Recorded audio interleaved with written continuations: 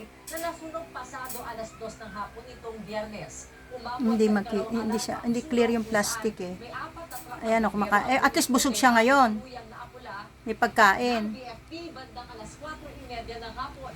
May 30 pamilyang apektado at tinatayang halos kalahating piso ang halaga ng pinsala sa sunog. Hindi Nagpapatuloy makita. ang investigasyon ng otoridad sa pinagmulan ng apoy. Inatasan na ng Department of Justice ang prosecutor sa Quezon Province na tiyaking wasto at batas ang pag-awak Mawawa ko baka Director Jade Castro at mga kasamahan nito kaugnay sa umuling Matumbaya. panunod ng modern hit sa Katanawan, Quezon. Hahawakan naman ng human rights advocate. Ganyan inilarawan ni Legal Assistance Group Chairman Atty. Chel Jokno ang kaso ng film director na si Jade Castro at 3 kasama niya. Nagtungo si Jokno nitong Huwebes sa Katanawan Police Station para tulungan sa kaso ni Castro. Anya, questionable ang Huli ng February 1, yung pangyayari daw yung pagsunog ng jeep ay January 31 nangyari. Napakalitan niya kung Baka lumakas. mula pa nung sila Isa pa. at the inquest ay hindi pa rin naging issue itong warrant this arrest nila. Dapat nung inquest pa lang na-resolvahan na yan ng inquest prosecutor. May isa pa. Pinunagay ni Jokno ang kanya hindi tamang Matigas ang ulo niya. prosecutor sa kaso nila Castro. Ayun. Sila ng warrant Ha? this arrest nga. Wala silang hangin. Naging biktima din sila ng... Sabi niya, help, help, I need somebody, help. Tapos yung mga sinasabi ng ebidensya laban sa kanila ay nakakapagtaka rin kung sapat ba yan para sila ay makulong. Sinabi pa ni Jokno, hindi na ipaliwanag. So, anong plano mo sa kanila? Ay pumapayag silang makulong habang ginagawa ang Ano sa criminal palagay mo? investigation. Piprito. Prito.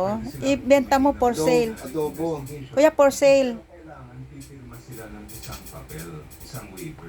Kung kayo ay Kaya lang, hindi sila makakahinga. Lagyan mo ng butas yung takip. pipirma ng mga waiver Alam mo, baka maitumba nila ito. Malakas sila, people power.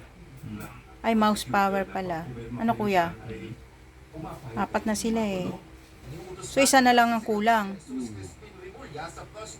Sila yung nag-aaway sa labas pag ano, no? At patas sa paghawak Asan yung nanay nila? sa Lunes nakatakda ang preliminary hearing sa Katanawan Prosecutor's Office. Sa cellphone. Tawagan mo. Atty. Jokno na papaya ang 4 Mother, where are you? pa sa mga pulis na umaresto sa kanila. Dennis Datong, ABS. Pag maliit, cute. Naman, cute pa nila tignan, oh. Sinagutos ng Manila Regional Trial Court Branch 51 sa Department of Foreign Affairs Hindi lang kasi ng plastic. Ay! Mamaya matbitawan ko to, bala ko. 4 pa naman siya.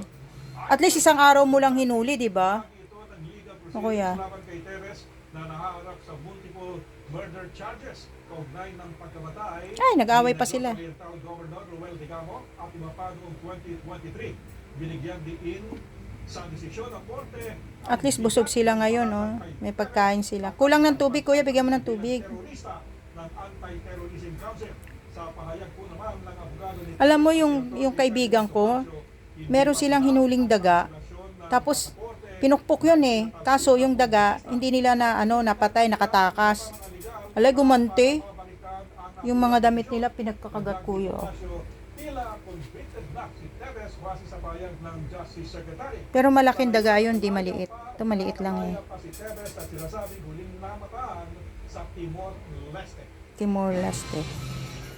Sa ibang balita naman, nagpaabot ng ganyang mensahe si Pangulong Ferdinand Marcos Jr. sa mga Pilipino para sa papalapit na Valentine's Day.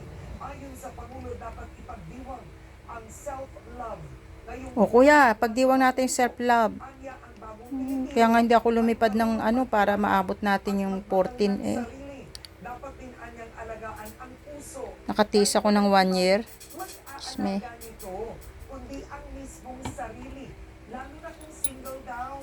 Sa Miyerkules na ang Valentine's Day, kasabay ng Ash Wednesday. Hala, Naman, sa nagsimula Wednesday? ng Kwaresma. Nasa na kami noon? Pangasinan, kuya. Ipagdiwang natin ang pagmamahal sa ating mga sarili. Alagaan natin ang ating mga puso dahil wala nang ibang mag-aalaga dyan kung hindi ikaw lang. Lalo na kung single ka. Sana sa 13 matapos namin. Kasi 12 ano eh. Okay rin. Tarlac lang yan eh. Natapos ka naman eh. Oh. Hindi, kailangan ko 5 minutes eh. 5 minutes sa